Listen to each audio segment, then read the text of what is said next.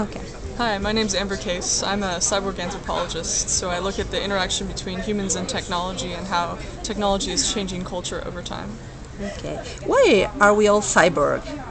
So we're all cyborgs because every time we use a computer, we're kind of a low-tech cyborg. We're not a cyborg all the time, but we're interacting with something and storing our memories and our data outside of ourselves.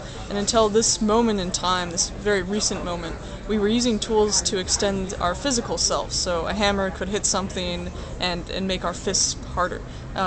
But now we're storing our memories in these external devices like computers or phones, and that's allowing our memories to be stored outside ourselves. So we're becoming these kind of mentally prosthetic cyborgs. So I think that everybody who uses technology is a sort of cyborg now.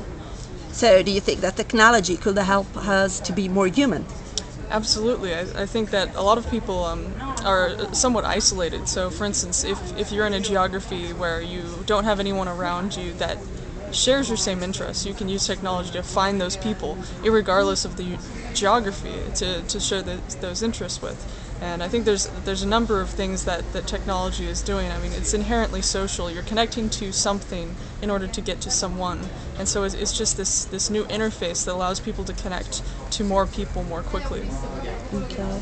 So what's your take on why the gender gap exists in technology? I'm really not sure. I had two parents who were engineers, and I was working on old computers and soldering and launching rockets when I was little. So it was just this normal thing. When I tried to get other people interested, both girls and guys, nobody cared. And so it took me a really long time to find people who are actually interested in technology. I think maybe the gap exists because I think girls are more focused on external like appearances and maybe more of psychological things, whereas and if a girl's a nerd, I think she thinks that there's a problem with herself, whereas if a guy's a nerd, there's not much he can do about it, so he just goes and programs, which is powerful and awesome. And so what I did is I went off and programmed and played with computers because that gave me this control over my environment, and I think that was how I got interested in it, because I couldn't control the environment at school where I got made fun of, so I had to go into my own world and create something in which I had a good time. Okay. So another question, it's a surprise question.